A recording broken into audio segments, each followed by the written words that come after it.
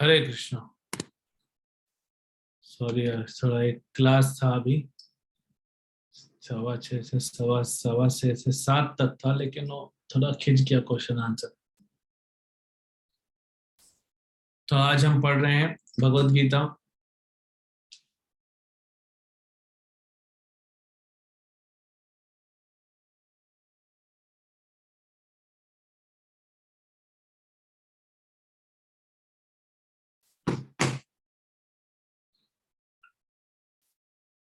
भगवत गीता अध्याय स्कंद 1 अध्याय 5 श्लोक संख्या 40।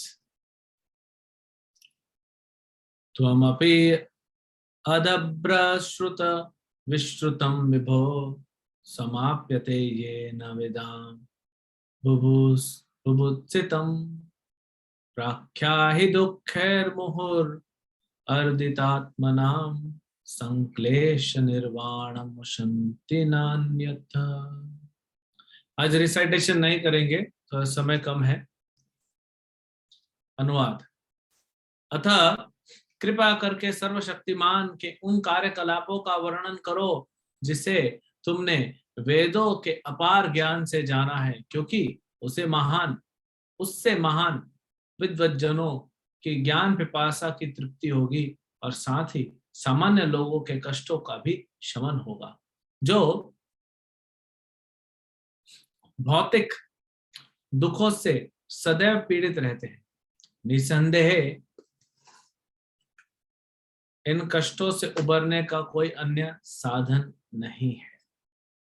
श्री नारद मुनि। तात्पर्य। श्री नारद मुनि अपने व्यवहारिक अनुभव से निश्चित रूप से प्रमाणित करते हैं कि भौतिक कर्म की सारी समस्याओं का मूल समाधान परमेश्वर की दिव्य महिमा को दूर दूर तक प्रसारित करने में है। सज्जनों की 4 श्रेणियां होती हैं और दुर्जनों की भी इतनी ही श्रेणियां होती हैं। चारों श्रेणियों के सज्जन सर्वशक्तिमान ईश्वर की सत्ता को तब स्वीकार करते हैं जब वे विपत्ति में पड़ते हैं, जब उन्हें धन की आवश्यकता होती है, जब वे ज्ञान में बढ़ जाते हैं और जब वे ईश्वर के विषय में अधिकाधिक जानना चाहते हैं। चातुर्वर्णमया सृष्टम गुण नहीं, चतुर्विधा भजन्ते मां गुण सुकृतिन अर्जुना अर्थो जिज्ञासु अर्थार्थी ज्ञान इच्छा भरतर्षभः। भगवद गीता का श्लोक में दिया हुआ है। वे अंतः प्रेरणावश भगवान की शरण ग्रहण करते हैं। इस प्रकार नारद जी व्यासदेव को उपदेश देते हैं कि वे भगवान के दिव्य ज्ञान का प्रसार उस विशाल वैदिक ज्ञान के संदर्भ में करें जिन्हें उन्होंने पहले से प्राप्त कर रखा है। जहां तक दुर्जनों का संबंध है, उनकी भी 4 श्रेणियां। वे जो सहज रूप से प्रगतिशील सकाम कर्म के प्रति आसक्त हैं और इस तरह उनके साथ जुड़े हुए अनेक कष्टों को भोगते रहते हैं। दूसरा, वे जो इंद्र तुष्टि के गर्हित कार्य में लगे हैं और इस तरह परिणाम को भोगते हैं। तीसरा, वे जो भौतिक रूप से ज्ञान में तो अत्यंत समृद्ध है, लेकिन सर्वशक्तिमान भगवान की सत्ता को स्वीकार करने की मति न होने के कारण कष्ट पाते हैं। और चौथे, वे लोग जो नास्तिक कहलाते हैं और जानबूझकर भगवान के नाम से ही घृणा करते हैं, भले ही वे सदा संकट में क्यों न रहें। श्री नारद जी ने व्यासदेव को समझाया कि वे सज्जन तथा दुर्जन 8 प्रकार के सारे लोगों का कल्याण करने के लिए भगवान की महिमा का वर्णन करें। अतएव श्रीमद् भागवतम किन्हीं विशेष श्रेणी या संप्रदाय के लोगों के निमित्त नहीं है। यह तो उस सत्यनिष्ठ व्यक्ति के लिए है जो सचमुच अपने कल्याण तथा मन की शांति का इच्छुक है। इस प्रकार श्रीमद् भागवत के प्रथम स्कंद के अंतर्गत नारद द्वारा व्यासदेव को श्रीमद् भागवत का उपदेश नामक पंचम अध्याय के भक्ति वेदांत तात्पर्य पूर्ण हुए। ओम ज्ञानतिमिरन्धस्य ज्ञानाञ्जनशलाकया चक्षुरुन्मीलितं येन तस्मै श्रीगुरुवे नमः। श्रीचैतन्यमनोभीष्टं स्थापितं येन भूतले स्वयं रूपः कदा मह्यं ददाति स्वपदान्तिकं वन्देऽहं श्रीगुरुं श्रीयुतपदकमलं श्रीगुरुन् वैष्णवांश्च श्रीरूपं साग्रजातं सकला रघुनाथान्वितं तं सजीवं साद्वैतं सावधूतं परिजनसहितं कृष्ण चैतन्य देवं श्रीराधा कृष्ण पदान् सगण ललिता श्री विशाखावतं च नमो विष्णुपादाय कृष्ण पृष्ठाय भूतले श्रीमते भक्ति वेदांत स्वामिनेति नामिने नमस्ते सारस्वती देवे गौरवाणी प्रचारिणे निर्विशेष शून्यवादी पाश्चात्य देश तारिणे नमो महावदन्याय कृष्ण प्रेम प्रदाय कृष्णाय कृष्ण चैतन्य नामने गौरतुष्य नमः। कृष्ण करुणा सिंधु दीनबंधु जगतपते गोपेश गोपिका कांत राधा कांत नमस्ते तप्त कांचन गौरंगी राधे वृंदावनेश्वरी वृषभानुसुते देवी प्रणमामि हरिप्रिय वाञ्छाकल्पतरुभ्यश्च कृपा सिन्धुभ्येव च पतितानां पावनेभ्यो वैष्णवेभ्यो नमो नमः। जय श्री कृष्ण चैतन्य प्रभु नित्यानंद श्री अद्वैत गदाधर शिवासादि गौर भक्त वृंद। हरे कृष्णा कृष्ण कृष्ण हरे हरे, हरे राम राम राम हरे हरे।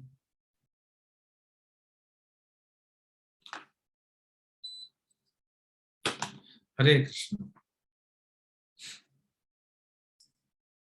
ये मॉडर्न कल्चर सिर्फ कष्ट देता है।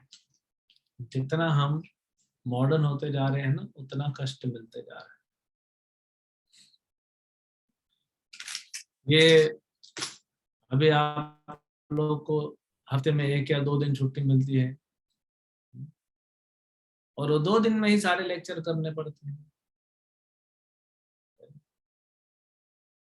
आपको और दिन छुट्टी नहीं मिलती, तो इसीलिए क्लैशेस हो जाती है। अब यहाँ पे भी इसी तरह की बात कुछ नारद मुनि बता रहे हैं। क्या कह रहे हैं नारद मुनि? उन्होंने समझाया अभी, क्या 5वां अध्याय पूरा देख रहे हैं। 6वें अध्याय में अभी व्यासदेव जी पूछेंगे कि इसका कुछ उदाहरण दीजिए, तो अपना ही उदाहरण देंगे, वो हम अगले अध्याय में देखेंगे। यहाँ पे वो कह रहे हैं कि जो सज्जन व्यक्ति हैं, यानी जो भक्त हैं भगवान के, वे तो आनंद लेंगे जब आप श्रीमद् भागवत की रचना करेंगे, लेकिन जो साधारण सामान्य जनमानुष है, उनका भी कष्ट का निवारण होगा, कष्ट से बाहर निकलेंगे।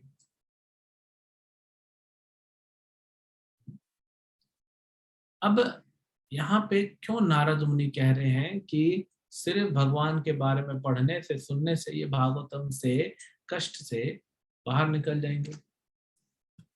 क्यों ऐसा बोल रहे हैं? कुछ तो कारण होगा।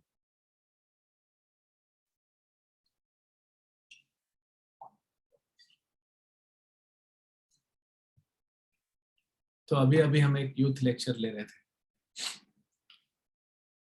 तो वही बात कर रहे थे कि डेवलपमेंट क्या होता है, समृद्धि, डेवलपमेंट, बड़ा बड़ा आइलैंड बनाना, बड़े बड़ी बिल्डिंगें बनाना, जैसे बहुत सारे जगहों पे आर्टिफिशियल आइलैंड्स बनाए गए हैं, ऊंची ऊंची इमारतें बनाई गई हैं, नया नया लेटेस्ट टेक्नोलॉजी आ रहा है कम्युनिकेशन का, मोड ऑफ ट्रांसपोर्टेशन इंप्रूव हो रहा है, लेकिन व्यक्ति सुखी नहीं हो रहा है। तो क्या इसे डेवलपमेंट कहेंगे? देश के नागरिकों को अच्छे कपड़े मिल रहे हैं, अच्छा टेलीफोन मिल रहा है, हाई स्पीड इंटरनेट मिल रहा है, लेकिन खाने को नहीं मिल रहा है, तो क्या वो देश समृद्ध कहलाएगा? क्या वो डेवलप्ड कहलाएगा? तो वैसे ही हम शरीर के लिए इतना कर रहे हैं, लेकिन आत्मा तो भूख से तड़प रही है, उसके लिए कुछ नहीं है, इसीलिए सुखी नहीं है। और सुखी नहीं है तो फिर उसको समृद्ध देश या समृद्ध राज्य या समृद्ध संसार कैसा कहा सकता है? सोचिए आप थोड़ा। तो समृद्धि किसे कहते हैं?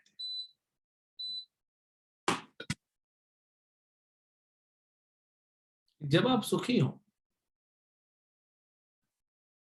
अब आपके सामने 2 ऑप्शन है, या तो आपको अगले 1 हफ्ते के लिए अच्छा हाई स्पीड इंटरनेट दिया जाए, साथ में बड़ी ऊंची इमारत में टॉप फ्लोर पे 7 दिन के लिए रहने को मिले, यानी इंटरनेट है, रहने को है, अच्छे कपड़े मिल रहे हैं, और बढ़िया होम थिएटर, बड़ा स्क्रीन लगा हुआ है और फ्री में सारी वर्ल्ड की बेस्ट मूवीज अवेलेबल है, नौकर चाकर अवेलेबल है, लेकिन खाना नहीं मिलेगा, कुछ भी नहीं मिलेगा। 7 दिन तक पानी नहीं मिलेगा, सिर्फ नहाने के लिए पानी मिलेगा, पीने के लिए नहीं मिलेगा। दूसरा ऑप्शन है सादा कपड़ा दे दिया, अगर आप पुरुष हैं तो धोती कुर्ता दे दिया, स्त्री हैं तो 5 मीटर का कपड़ा दे दिया, साड़ी बना के पहन लिए, और सिंपल सा घर है।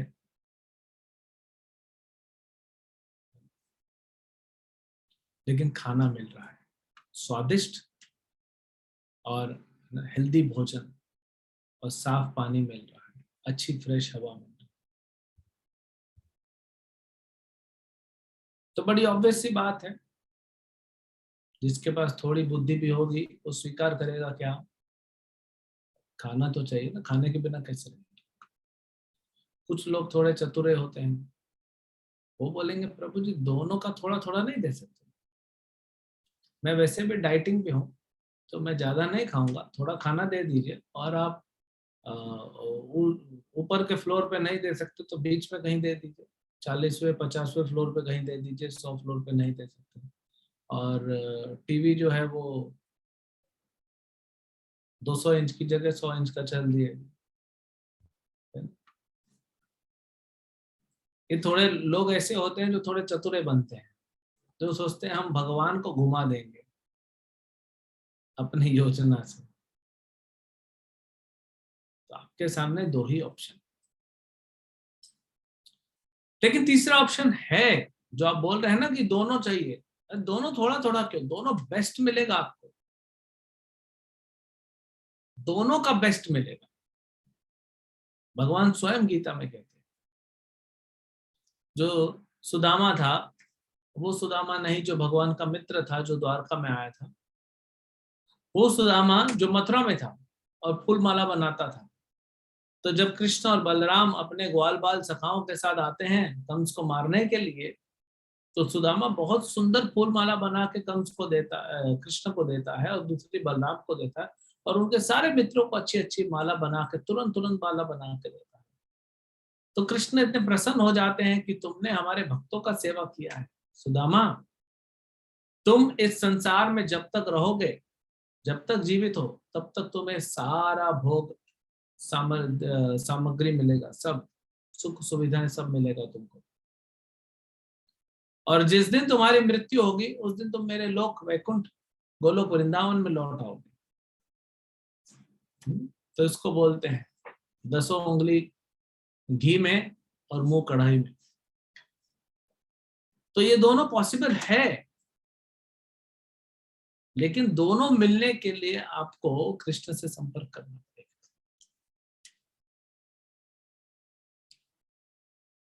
किसी एक स्टूडेंट ने पूछा कि मैंने बोला प्रॉब्लम ये है कि हमने भगवान की अथॉरिटी को डिफाई किया है, मतलब भगवान की अथॉरिटी को नकार दिया है। तो फिर एक स्टूडेंट ने पूछा कि तो फिर ऐसा है क्या कि अगर हम एक्सेप्ट कर लेंगे तो फिर सब ठीक है। हाँ बिल्कुल, पहले तो हमें ये एक्सेप्ट करना है, ये स्वीकार करना है कि मैं भगवान नहीं हूं। हम सब कहीं ना कहीं ये सोचते हैं कि मैं जो चाहूंगा वो करूंगा, नहीं होगा, क्योंकि ये सिर्फ भगवान कर सकते, हम नहीं कर सकते। तो पहले तो आपको ये समझ में आ जाएगा कि मैं नहीं हूं, तो फिर मेरे पिताजी वो तो जमींदार है, फिर आप देखोगे कि पिता भी एक सीमित उनका क्षेत्र है, और फिर आप पूरे मोहल्ले में पूरे शहर में ढिंडोरा पीटते फिरते हो कि हमारे मामा जो हैं वो यहाँ पहचान है वहां पहचान है, उनके नाम पे आपने बहुत कुछ काम करा लिया, वो भी देखे तो गड़बड़ हो गया, कोरोना में वो भी मास्क लगा के घूम रहे हैं। छोटा सा कोरोना क्या आ गया वायरस, दुनिया के सब बड़े बड़े प्रधानमंत्री और राष्ट्रपति मास्क लगा के घूम रहे हैं, सोशल डिस्टेंसिंग कर रहे हैं। तो मतलब आप अगर प्रधानमंत्री या राष्ट्रपति के साथ भी डायरेक्ट हॉटलाइन पे कनेक्शन है तो क्या फायदा, ये तो खुद परेशान है वायरस से।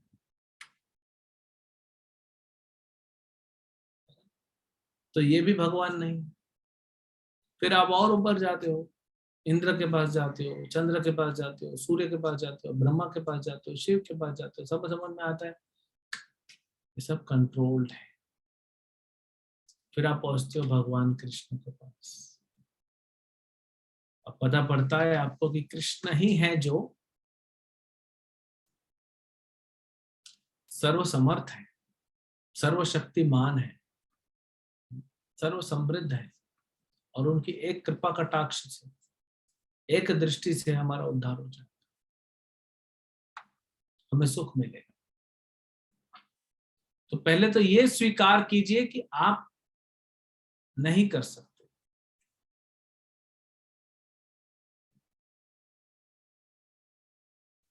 अभी ठंडियों का मौसम चल रहा है, बाजार में लाल लाल गाजर मिल रहा है। आपने सोचा संडे का दिन है, गाजर लेके आते हैं अभी जाके फ्रेश 5 किलो, और शाम को गाजर का हलवा बनाएंगे। आप गाजर लेके आ जाते हैं, खोआ लेके आते हैं, जो भी दूध, चीनी, जो भी आप सामग्री लेके आते हैं, शाम को 6 बजे आप चालू करते हैं, गाजर का जो है ग्रेटिंग करते हैं, कद्दूकस कर देते हैं, और उसको भूनते हैं घी के साथ, फिर खोआ डालते हैं, शक्कर डालते हैं, सब हो गया, थोड़ा लिक्विड हो जाता है। फिर उसको चलाते रहो चलाते रहो चलाते रहो, तो उसका पानी जो है वो सूखने लगता है धीरे धीरे धीरे, और कंडेंस लाल, डार्क लाल कलर का बढ़िया गाजर का हलवा बन जाता है। ड्राई फ्रूट्स भी रहते हैं। अब लास्ट का आपको 10-15 मिनट चलाना है, सब खाना तैयार है, 8 बज गया है, लास्ट का 15 मिनट बचा है, आप चला रहे हैं, सडनली गैस खत्म, गैस सिलेंडर खत्म, क्या करेंगे, दूसरा है नहीं। ठीक है, प्रैक्टिकल है कि चलो कढ़ाई लेके जाएंगे पड़ोसी के पास, वहां करके आ जाए, लेकिन आपकी योजना तो फ्रस्ट्रेट हो गई। तो मनुष्य की इतनी ही काबिलियत है कि वो योजना बनाता है, लेकिन उसका सक्सेस होना उसके हाथ में नहीं है। तो हम योजना बनाते हैं लेकिन सक्सेस हमारे हाथ में नहीं है। तो अभी जो बना है गाजर का हलवा, उसी को खाओ।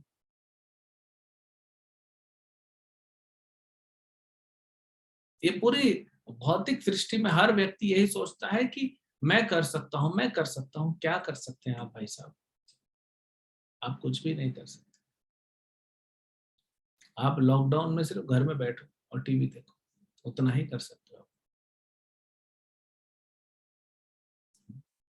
ना लोगों ने नौकरियां बचा पाए, जिनकी नौकरियां चली गई, जिनका बिजनेस खत्म हो गया, खत्म। किसी के परिवार के सदस्य, किसी का रिश्तेदार, वो चले गए, उनको नहीं रोक पाया आप। तो कर क्या सकता है मनुष्य? तो पहले तो ये समझ लें कि हम कितने बेबस हैं, क्योंकि ये समझ लेना, मान लेना कि हमें बीमारी है, ये कष्ट के निवारण की तरफ पहला कदम है। हम सब कष्ट में जी रहे हैं, लेकिन ये सोच रहे हैं कि कष्ट नहीं है, तो वो जो है वो तो कष्ट को और बढ़ाने वाली चीज है,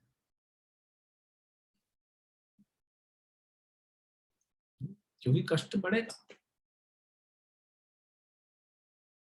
लेकिन अगर आप सोचते हैं नहीं, मैं परेशान तो हूँ संसार में, इसीलिए चैतन्य महाप्रभु बोलते हैं कि प्रश्न क्या पूछना चाहिए, कौन हूं मैं। सनातन गोस्वामी पूछते हैं चैतन्य महाप्रभु से कि मैं कौन हूं, और क्यों न चाहते हुए भी मुझे कष्ट मिल रहा है संसार में। ये प्रश्न पूछना चाहिए, बुद्धिमान व्यक्ति का प्रश्न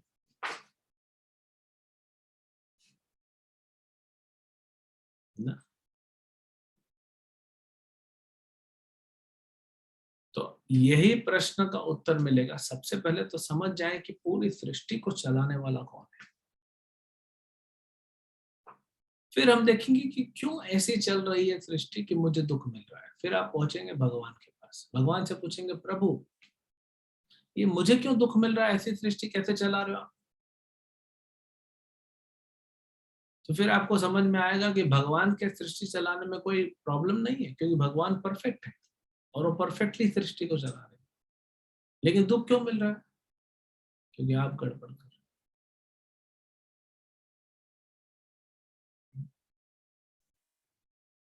तो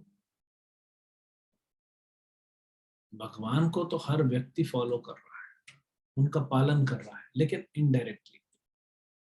जैसे आपको खाना खाना है तो मुंह से खाना है, आंखों से नहीं खा सकते, आंखों में खाना नहीं डाल सकते, कान में नहीं डाल सकते, वो डालेंगे तो और कष्ट बढ़ेगा।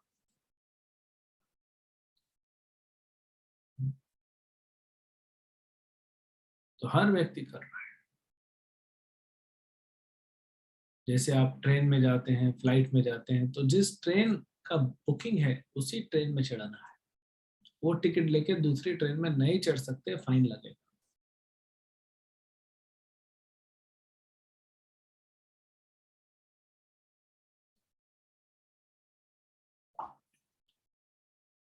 उसी कोच में जाना है, उसी सीट पे बैठना है आपको।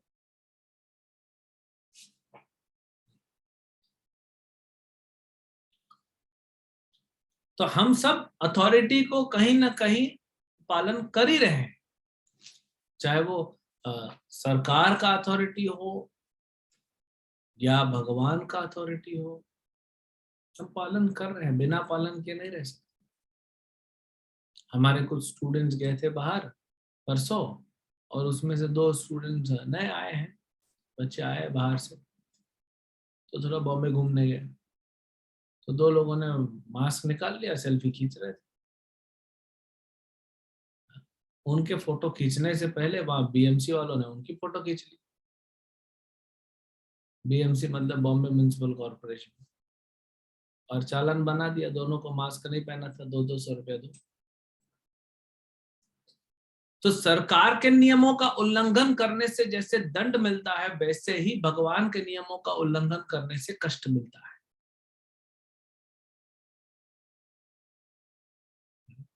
और ये वायरस वही है।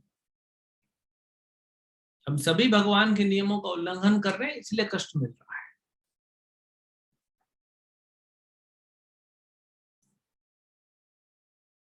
तो पहले यह स्वीकार कर लें कि हमें उल्लंघन नहीं करना है, हमें पालन करना है।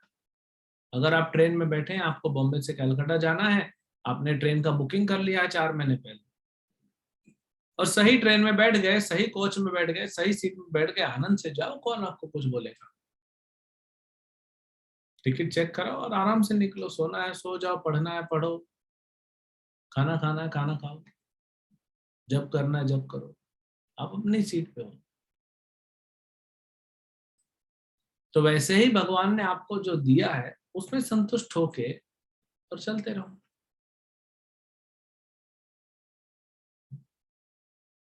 लेकिन मनुष्य को, स्पेशली ये मॉडर्न कल्चर पिछले जो 2 2.5 3 साल 300 साल से चल रहा है, ये जो चेंजेस हो रहा है, ये दुख दे रहा है।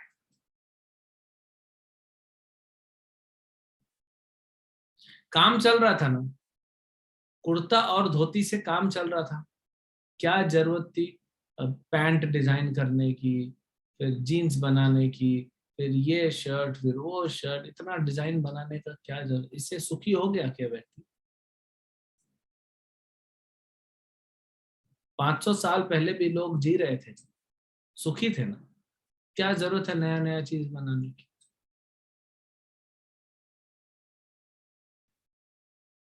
अपना समय भी वेस्ट कर रहे हैं, प्रकृति के रिसोर्सेज भी वेस्ट कर रहे हैं, और नुकसान भी ले रहे हैं, क्योंकि गलत कर रहे हैं। कैसे गलत कर रहे हैं? यही श्लोक बताया, कष्ट प्राप्त कर रहे हैं आसुरी लोग। क्यों कष्ट पा रहे हैं? क्योंकि वे भगवान की अथॉरिटी को पालन नहीं कर रहे हैं। भगवान के नियमों का उल्लंघन कर रहे हैं। भगवान ने इस सृष्टि को बनाने के लिए कुछ सिस्टम बनाया है, उसको उल्लंघन कर रहे हैं, इसीलिए कष्ट मिल रहा उनको।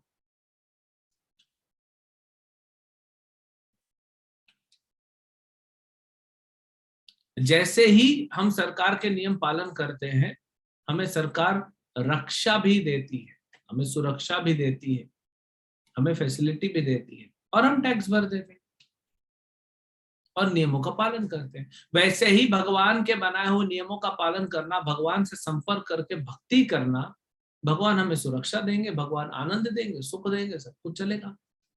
यही चल रहा था, हजारों करोड़ों सालों से ये चल रहा है, अब क्यों नहीं चलेगा? भगवान थक गए? भगवान भी वही है, सृष्टि के नियम भी वही हैं, बदला कौन है? हम बदले।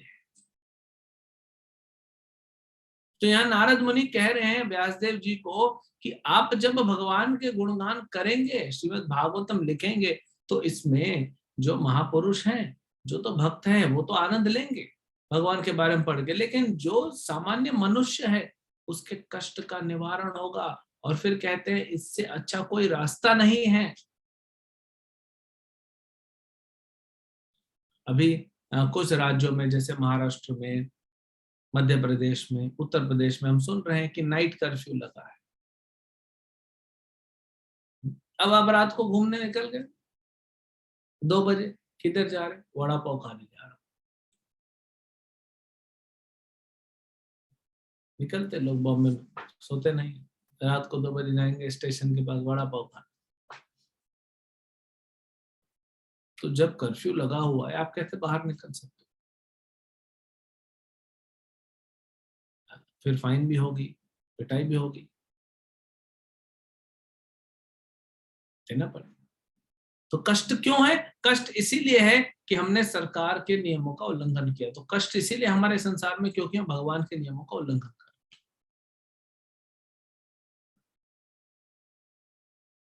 आप बाहर जाते हैं दूसरे शहर में,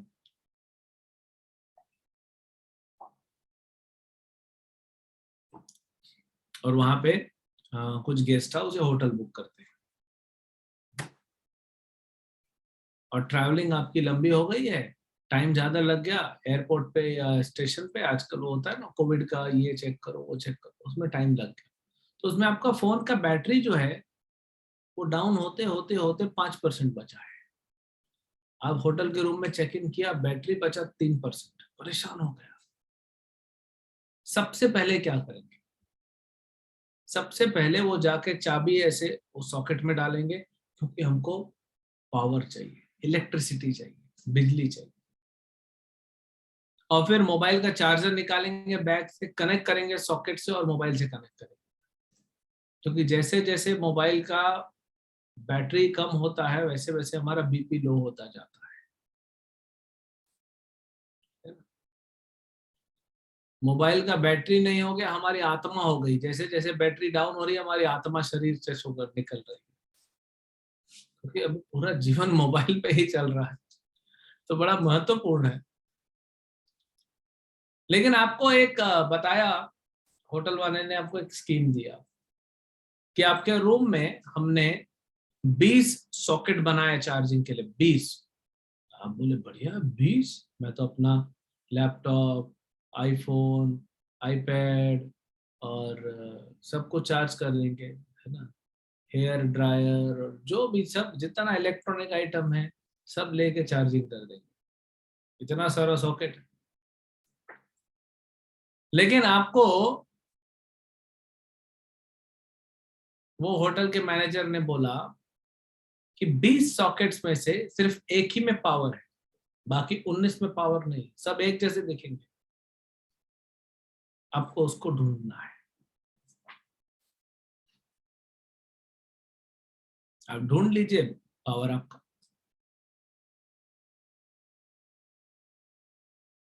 तो आपके बैटरी तो 3% है, आप कैसे ढूंढेंगे? चलो अभी सो जाते हैं, आराम से उठेंगे, अभी थक गए हैं, बाद में ढूंढेंगे, होगा ऐसे? आपका बैटरी मोबाइल का 3% है, आप सो सकते हैं शांति से? हाथ उठाइए, थोड़ा देखने दीजिए हमको, कौन ऐसा व्यक्ति आज संसार में बचा है जो सो जाएगा आराम से। वो बात अलग है कि आप अगर आपका इधर, यानी आप विदेश में ट्रैवल कर रहे हो और आपका इंटरनेट नहीं है, रोमिंग नहीं, जो भी नहीं। अभी शर्मा, अरे वाह, कुछ वक्त है हमारे पास। ठीक है, ये अभी और उमंग तो मुझे मिलने वाले हैं, तो मैं इनका एक दिन के लिए फोन ले लूंगा और देखते हैं इनका क्या भाव होता है। हाँ, तो तैयार रहना, आपका फोन कन्फिस्केट होगा। तो 3% आपको फोन में बैटरी बचा है, आपके पास 20 सॉकेट है, आप सबको चेक करोगे। अब सबसे पहले डालोगे, एक में चालू करोगे, देखोगे चालू हुआ कि नहीं चालू हुआ तो क्या करोगे। देखिए, एक ईमानदार आंसर आया है, नहीं नहीं प्रभु जी फोन नहीं दे सकते, सवेरे सवेरे लेक्चर सुनना होता है। तो ये ईमानदारी है, इसको बोलते हैं कृष्ण भावना भावित होना। ये कृष्ण के भक्त हैं, कृष्ण से जोड़ देते हैं। लेक्चर सुनने के बाद क्या करते हैं वो अलग बात है, लेकिन अभी तो लेक्चर सुनने के लिए बैटरी चाहिए हमको। तो जब आप सॉकेट में डालते हैं, चालू करते हैं, चार्ज नहीं होता, फिर आप क्या करते हैं, फिर दूसरा सॉकेट, फिर तीसरा, फिर चौथा। जब तक वो एक नहीं मिल जाता तब तक आपको शांति नहीं मिलती। वैसे ही दुनिया में हर जगह जाइए, आपको सुख नहीं मिलेगा, शांति नहीं मिलेगी, आनंद नहीं मिलेगी, जब तक आप पावर से यानी भगवान से कनेक्ट नहीं हो जाते।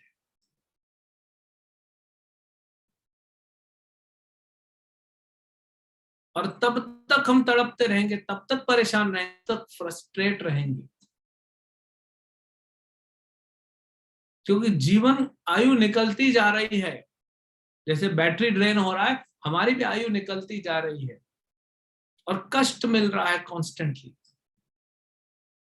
तो जब तक भगवान कृष्ण के साथ संपर्क में नहीं आएंगे, तब तक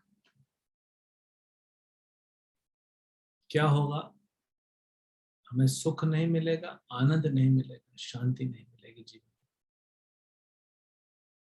तो इसीलिए नारद मुनि क्या कह रहे हैं व्यासदेव से, कि बाकी सारे इलाज गलत है, बाकी जो आपने सब सप्लाई किया वो सब गलत है, उसमें किसी में पावर नहीं। इसीलिए वो अपना मोबाइल चार्ज नहीं कर पा रहे।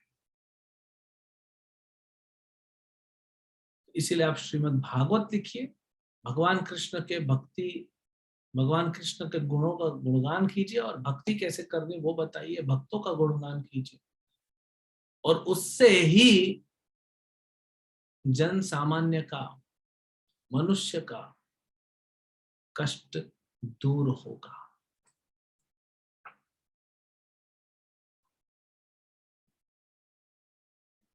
उसी से कष्ट दूर होगा।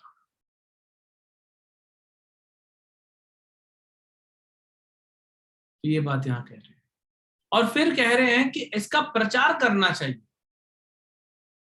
तो इसीलिए आप सभी जो भागवतम पढ़ रहे हैं, जो भागवतम सुन रहे हैं, जो गीता पढ़ रहे हैं, सुन रहे हैं, उनका ये भी कर्तव्य बनता है कि हमारे दूसरे जो मनुष्य भाई बहनें हैं, जो भी हमारे हमारे भाई बहन, मतलब ये नहीं कि हमारे घर में जो है, जो भी मनुष्य है, सब जीवात्मा, सब भगवान के अंश है, तो हम सब वी आर ऑल सिबलिंग्स। तो हमको उनका भी उद्धार करना चाहिए, इसीलिए गीता भागवत उन तक पहुंचाने के लिए प्रचार भी करना चाहिए।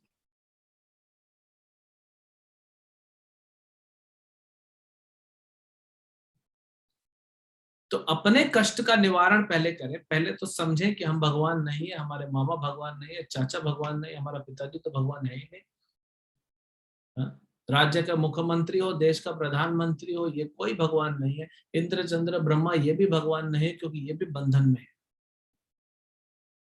तो पहले तो पता करें भगवान कौन है, फिर उनसे कनेक्ट करें, हरि नाम के द्वारा चैंटिंग करें, भोग लगा के प्रसाद लें, गीता भागवत पढ़ें, श्रवण करें।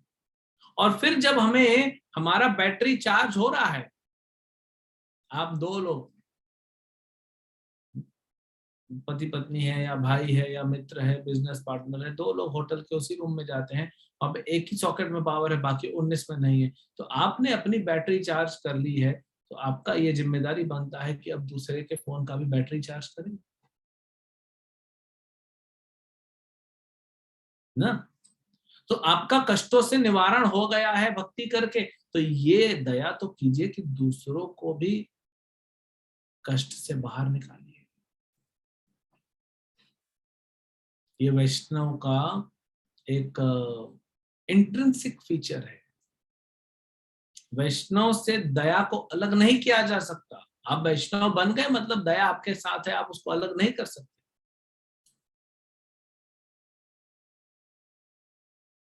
तो अभी दया कीजिए, गीता बांटिए, भागवत बांटिए, लोगों को समझाइए, प्रचार कीजिए, जोड़िए लोगों को। आज बहुत जरूरत है। संसार किस दिशा में जा रहा है, आप थोड़ा सा, आप तो हमसे ज्यादा, हम तो मंदिर में रहते हैं, आप तो हमसे ज्यादा बाहर रह रहे हैं, देख रहे हैं। घर घर में सिर्फ कष्ट मिल रहा है।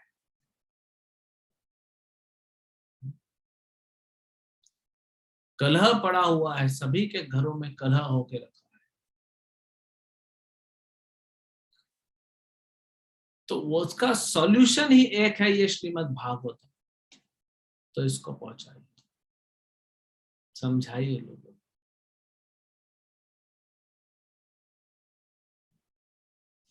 कोई कहता है कि प्रभु जी लोग सुनना नहीं चाहते, कोई बात नहीं।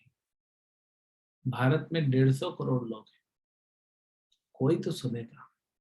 और नहीं भी सुनना चाहता है तो आपने तो प्रयास किया ना, तो भगवान तो आपसे प्रसन्न हो गए कि हाँ भाई इसने प्रयास किया है। एक नहीं सुन रहा है, दूसरे के पास जाओ, दूसरा नहीं सुन रहा है, तीसरे के पास जाओ, चौथा, पांचवा, 1000 लोगों के पास जाओ। आपको एक बात बता दें, कोई नहीं भी सुन रहा है फिर भी आप कृष्ण के बारे में कह रहे हो, तो आपकी जीवा, आपका मन, आपका अस्तित्व शुद्ध हो रहा है। बोलने से आप तो शुद्ध हो रहे हैं, दूसरा नहीं सुने, आप तो शुद्ध हो रहे हैं कि नहीं हो रहे। एक उदाहरण बताते हैं, फिर यहाँ पे रोकेंगे। आज प्रश्न नहीं लेंगे क्योंकि हमको क्लास के लिए जाना है, प्रश्न व्हाट्सएप पे भेज सकते हैं। एक दुबला पतला सा लड़का था, एकदम दुबला पतला। जैसे हमारे यहाँ पे भक्त लोग हैं, हाँ, कुछ हमारे स्टूडेंट्स अटेंड कर रहे हैं, दुबले पतले हैं सब। तो उसको था कि उसको थोड़ा सा तगड़ा होना था, बॉडी वॉडी बनाना। तो भगवान को प्रार्थना की, तो भगवान प्रकट हो गए। अब ऐसा पर्वत होता है ना, ऐसा पर्वत होता है, तो पर्वत के यहाँ पे ऐसा देखिए, पर्वत है और यहाँ पे बड़ा विशाल पत्थर रखा हुआ है, आपके रूम के जितना बड़ा। भगवान ने बोला इसको धक्का लगा। क्या बोला भगवान ने? इसको धक्का लगा। ठीक है, भगवान पे श्रद्धा थी, धक्का लगा रहा है, धक्का लगा रहा है, धक्का लगा रहा है, लगा रहा है, लगा रहा है। 1 दिन हो गया, 2 दिन हो गया, 1 हफ्ता, 2 हफ्ता, 3 हफ्ता, 1 महीना, 3 महीना, 4 महीना, 6 महीना हो गया। 1 मिलीमीटर भी वो हिला नहीं पाया इतने बड़े पत्थर को। तो बड़ा परेशान हो गया। अरे भगवान ने क्या बोला, धक्का लगाए तो 1 इंच, 1 सेंटीमीटर, 1 मिलीमीटर तक नहीं हिल रहा। तो बड़ा फ्रस्ट्रेट होके जोर से चिल्लाया, भगवान। तो भगवान प्रकट हो गए। क्या हो गया बेटा? होते हैं ना बच्चे फ्रस्ट्रेट हो जाते हैं तो माँ को बुलाते हैं, बाप को बुलाते हैं, ऐसे ही भगवान को बुलाते हैं। तो भगवान पूछे क्या हो गया? बोले ये कैसा आपने मुझे सेवा दिया है, पत्थर को धक्का लगा, तो कुछ हिल ही नहीं रहा है। भगवान ने कहा, अरे मेरे भक्त, मैंने तुमको क्या बोला था? उसने बोला धक्का लगाओ। धक्का लगाने बोला, मैंने बोला तुमको पत्थर को हिलाना है, सिर्फ धक्का लगाने बोला, पत्थर हिलाने नहीं। और फिर भगवान ने अपने जेब से लाइफ साइज मिरर, शीशा निकाला और उस लड़के के सामने रख दिया। फिर वो लड़के ने देखा जो एकदम दुबला पतला था, उसका कपड़े वपड़े फट गए लेकिन एकदम तगड़ा बॉडी बन गया, महाबाहु हो गया। तो भगवान ने कहा जो मैंने तुमको दिया था कार्य करने के लिए, धक्का लगाने के लिए, वो तुमने किया। क्योंकि तुमने किया, आज तुम्हारा हेल्थ देखो कितना अच्छा हो गया। तुम्हारा कार्य ये नहीं था कि उसको धक्का लगा, यानी उसको आगे ले जाना, तुम्हारा काम था धक्का। तो प्रचारक का काम है बोलना, वो बोलता रहे। अगर सामने वाला व्यक्ति नहीं सुन रहा है, नहीं पालन कर रहा है, मेरा तो उद्धार हो रहा है ना, मैं तो भगवान का कीर्तन कर रहा हूं ना, मैं तो भगवान के बारे में बोल रहा हूँ, गुणगान कर रहा हूँ, तो मेरा तो उद्धार हो रहा है। तो इसीलिए हमें वो करते रहना चाहिए, ये नहीं सोचना चाहिए कि सामने वाले का क्या, वो करते रहना चाहिए, है ना, अपना भला कर। तो कष्टों से निवारण करना है तो सबसे पहले स्वयं भागवत पढ़िए और फिर दूसरों के कष्टों का निवारण कीजिए। अभी भी गीता जयंती मैराथन चल रहा है। आप में से बहुत सारे भक्तों ने शुरू में अच्छा उत्साह दिखाया, लेकिन अभी उत्साह थोड़ा डाउन हो रहा है, तो वापस उस उत्साह को उठाइए, पहुंचाइए लोगों तक भगवत गीता। हमने पहले भी कहा, या तो आप भगवत गीता लेके खुद डिस्ट्रीब्यूट कीजिए, या तो आप भगवत गीता लीजिए और गिफ्ट दीजिए, या तो आप विद्यादान दीजिए। आप कुछ नहीं कर सकते, ठीक है, बहुत सारे भक्तों ने पैसा दिया, आप पैसा दीजिए। अभी हमारे भक्त गए स्कूल में, राजस्थान में गए, कुछ महाराष्ट्र में गए, कुछ आंध्रा में गए, स्कूल्स में बांट रहे हैं गीता, तो उसके लिए पैसा तो चाहिए ना, प्रैक्टिकल है कि नहीं, बिना पैसे के कैसे बांटेंगे, प्रिंटर थोड़ी फ्री में देने वाला है, पेपर का कीमत है, शाही का कीमत है, छपाई का कीमत है, बाइंडिंग का कीमत है, ट्रांसपोर्ट का कीमत है, ये जो निकालना पड़ता है।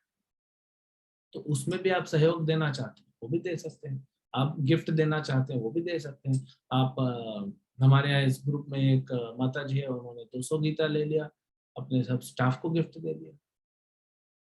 कुछ तो करिए लोगों का भला, भगवान उस पर ध्यान देते हैं जो दूसरे लोगों का भला करते हैं।